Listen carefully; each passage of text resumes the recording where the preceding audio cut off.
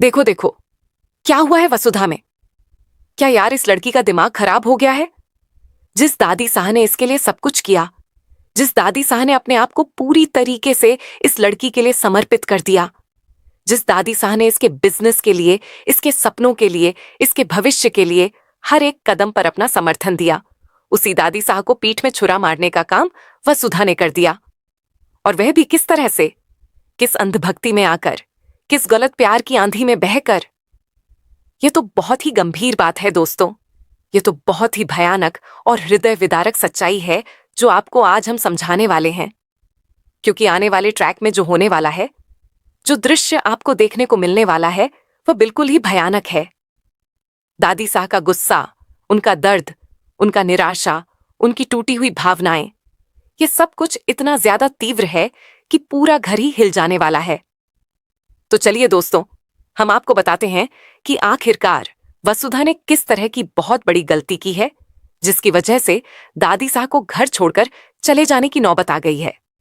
दोस्तों, इस पूरे ड्रामे की शुरुआत होती है एक बहुत ही महत्वपूर्ण क्षण से, जहां पर वसुधा को एक बहुत ही बड़ा निर्णय लेना था, बहुत ही महत्वपूर्ण फैसला लेना था। और वह फैसला था रिबन कटवाने का। यह कोई साधारण बात नहीं है दोस्तों। ये एक ऐसा क्षण है जो पूरे सीरीज में बहुत ही महत्वपूर्ण साबित होने वाला है, क्योंकि इसी रिबन को काटने के पीछे छिपा हुआ है पूरे इनोवेशन का रहस्य, पूरे बिजनेस सफलता का राज, और सबसे बढ़कर दादी साह का प्यार और समर्थन का प्रतीक। लेकिन वसुधा क्या करती है? वह अपनी इस जिम्मेदारी को, इस महत्वपूर्ण क्षण को किसी और को देने का फैसला करती है, और उस किसी और के अलावा कोई नहीं बल्कि देवी हुकुम है। हाँ, बिल्कुल सही सुना आपने।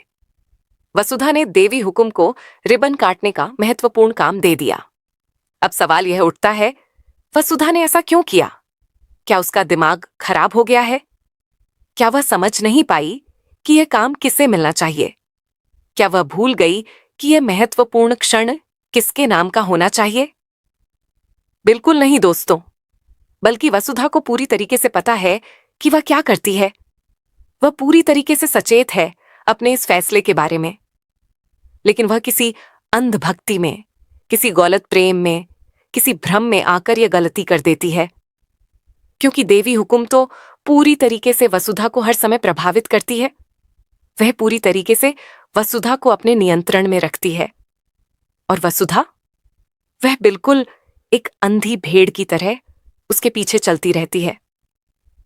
लेकिन यह तो बस शुरुआत है दोस्तों। इसके बाद जो होने वाला है वह तो सच में ही बहुत ही भयानक है। समर के पास से जब वसुधा वापस आती है तो उसके मन में एक बहुत ही अलग ही भावना होती है। समर ने उससे कुछ बातें कही होती हैं, कुछ सवाल उठाए होते हैं जो उसके दिमाग में बहुत गहराई से अंदर घुस जाते हैं। समर के शब्द, समर के सवाल, समर की चिंता, ये सब कुछ वसुधा के मन में एक अलग ही तूफान मचा देते हैं। और तब वसुधा को एहसास होता है कि हो सकता है कि कहीं कुछ गलत हो, कि हो सकता है कि देवी हुकुम उसे धोखा दे रही हो, कि हो सकता है कि उसे पूरी सच्चाई पता न हो।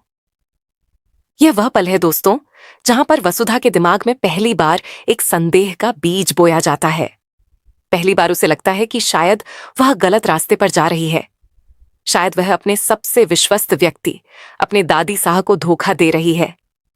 लेकिन यह एहसास, यह संदेह, यह असली सच्चाई का ज्ञान, यह अभी भी एक छिपी हुई बात है। अभी भी यह वसुधा के दिमाग में ही सीमित है।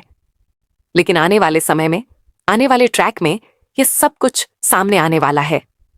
और जब यह सामने आएगा तब दोस्तों, तब सब कुछ बदल जाने वाला है। दादी साह का गुस्सा अभी तक 7वें आसमान पर पहुंच चुका है। वह अब वसुधा से बिल्कुल ही नाराज हो चुकी है।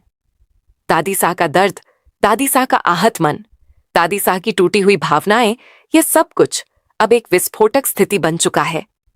क्योंकि दादी साह को पता चल गया है कि वसुधा ने उसे धोखा दिया है। दादी साह को पता चल गया है कि जिस लड़की के लिए उसने इतना कुछ किया, उसी लड़की ने उसके विश्वास के साथ खिलवाड़ कर दिया। और यह एहसास, यह सच्चाई, यह कटु अनुभूति, यह दादी साह को अंदर से तोड़ देती है। क्योंकि माता पिता का प्यार, दादा दादी का प्यार, यह तो सबसे पवित्र प्यार होता है। और जब यह प्यार धोखे के शिकार हो जाता है तब उसका दर्द असहनीय हो जाता है।